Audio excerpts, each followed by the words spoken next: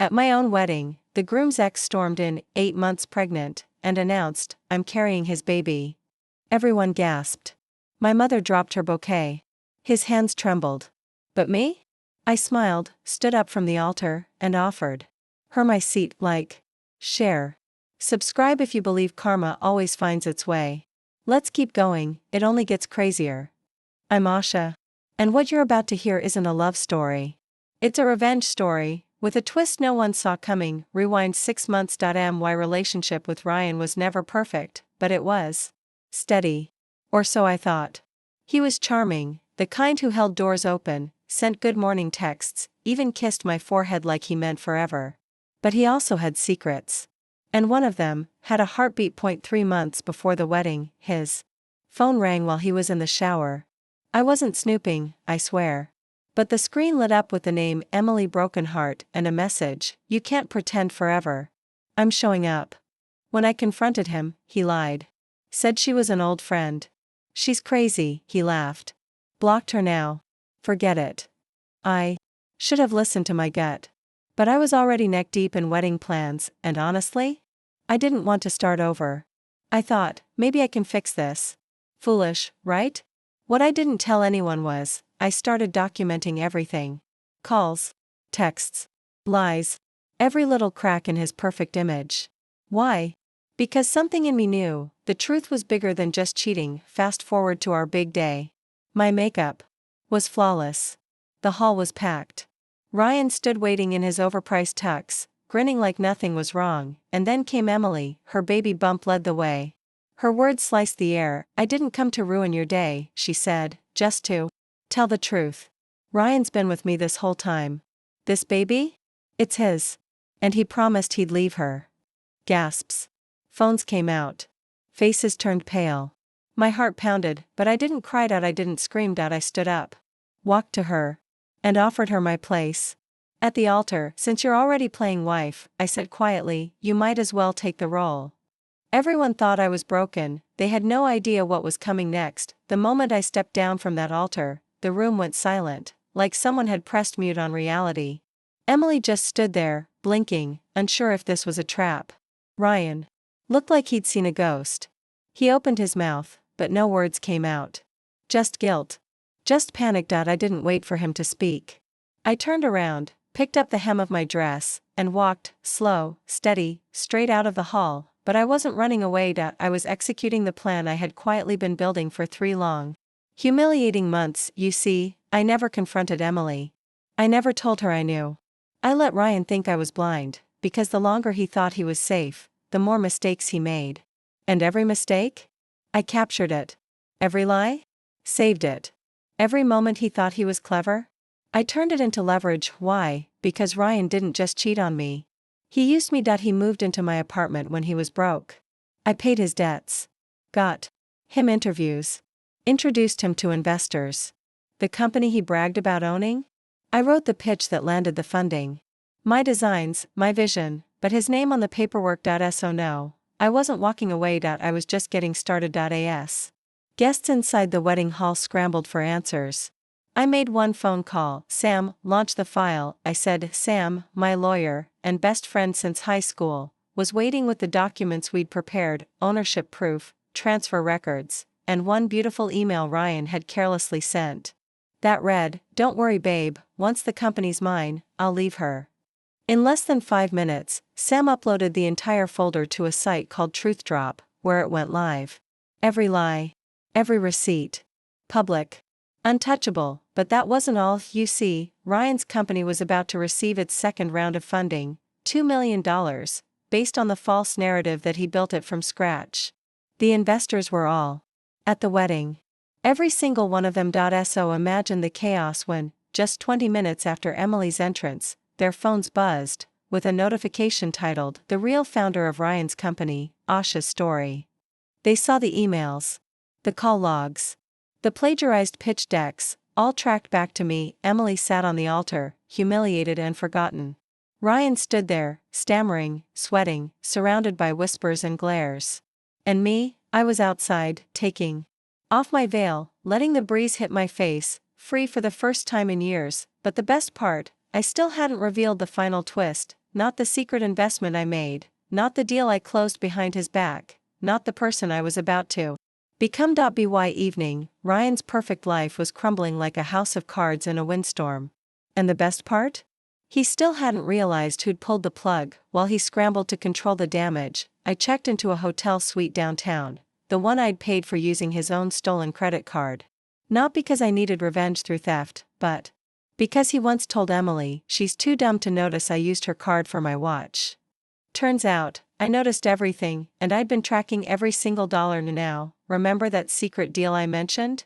Let me tell you what really flipped the table. 3 weeks before the wedding, while Ryan was busy pretending to be CEO, I was secretly in talks with his top investor, Mr. Keller, a ruthless venture capitalist who cared about results, not romance. I showed him the real data. My original product designs. My metrics. My timelines.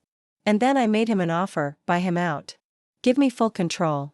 And I'll double your return in 6 months. He laughed at first, but when he saw how clean my numbers were, and how messy Ryan's lies were, he shook my hand and said, "Send me the paperwork." That night, while Ryan slept beside me like a smug prince, I signed the deal that removed him from his own company, legally, permanently, but I didn't announce it. Not yet. I waited, because humiliation tastes better when it's served last. So, back at the wedding, when the investors received that explosive folder of truth, Mr. Keller stood up from his table, adjusted his cufflinks, and said out loud in front of everyone, "Ladies and gentlemen, I believe you're all congratulating the wrong person." And then he dropped the final blow: as of this week, the real CEO isn't Ryan, it's Asha. Ryan's jaw literally dropped. People turned in shock, even Emily looked confused, and the whispers turned into stunned silence, but I wasn't there to see it. I was on a rooftop bar, sipping champagne, watching my name trend online, hashtag she was the CEO, hashtag wedding revenge queen. Even news blogs started picking it up. Bride exposes groom's infidelity and reclaims tech empire on wedding day. But it wasn't about fame. It was about truth. About all the women like me who get played, used, lied to, and tossed aside like we were temporary. I wanted them to see, you don't have to scream.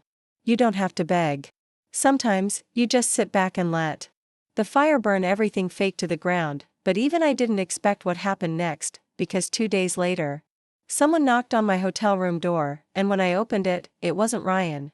It was Emily, and she had a proposal that flipped the story again. Emily stood at my hotel door, eyes swollen, makeup smeared, holding her stomach like it was the only stable thing left in her life. She looked nothing like the smug woman who crashed my wedding. This Emily was broken. "I need to talk," she whispered. I should have slammed the door. I should have told her to drown in the mess she helped create, but instead, I stepped aside and let her in, because part of me wanted to know why. Why she showed up. Why she stayed silent. Why she let me walk into a marriage that was never real. "I didn't know he was still with you," she said, her voice cracking. "He told me you were just a business partner, that it was all for the investors. He said you were cold, controlling, that you used him." I laughed. "He said I used him?" She nodded, embarrassed. I believed him. I was stupid. But after everything that happened, after that night, I got a message from him.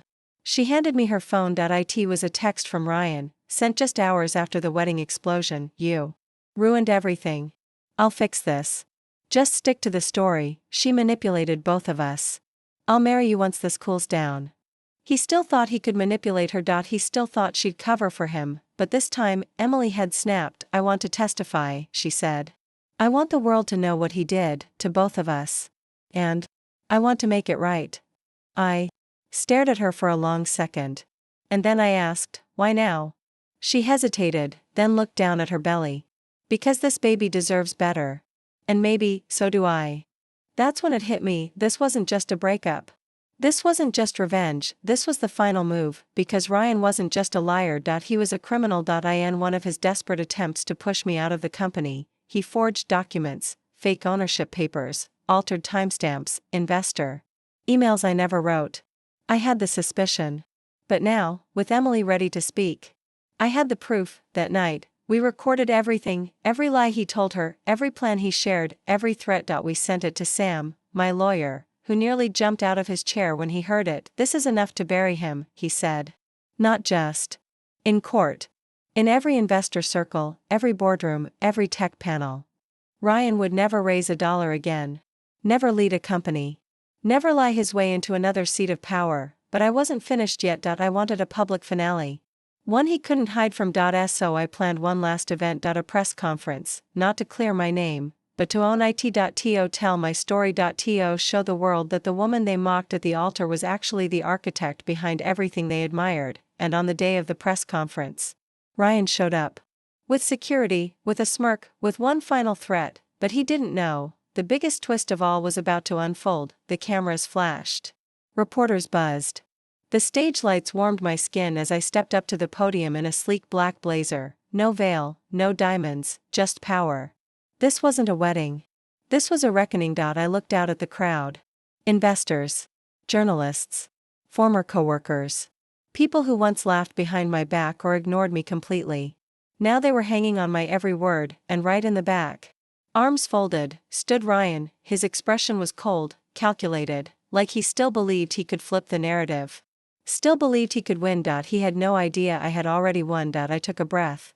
And I started. I was called too emotional to run a company. Too soft to lead. Too naive to protect my own work. But what they didn't know is that I was watching, recording, planning. I walked them through it all: the stolen pitches, the fake love, the secret baby, the forged documents, the trap he walked into while thinking he was in control. The silence in the room was louder than applause. Then I dropped the final hammer. Last night, my team filed a federal lawsuit against Ryan Dalton for fraud, intellectual property theft, and financial manipulation. We're also submitting evidence to the SEC and IRS. Gasps. Phones out. Reporters typing mid-sentence. Ryan's smirk cracked, but I wasn't done. Today, I'm launching a fund, the Asha Initiative, to support women-led startups. The first grant? $250,000. And the name behind the funding? Me. The audience erupted, and Ryan, he tried to charge the stage. Security moved fast. Reporters captured it all, him screaming that I was nothing without him, while 2 guards dragged him away, and just like that, the world saw who he really was. That night, Emily texted me a photo of her ultrasound. "It's a girl," she wrote. "I'm naming her Hope." I didn't respond right away. I just looked out at the city from my new office, my name on the door, my vision on the walls, and I finally let out the breath I'd been holding for years, because I didn't just get revenge. I rewrote the story. They tried to bury me under shame, under betrayal, under lies, but I used every piece they threw at me to build my throne, and now, they watch from below.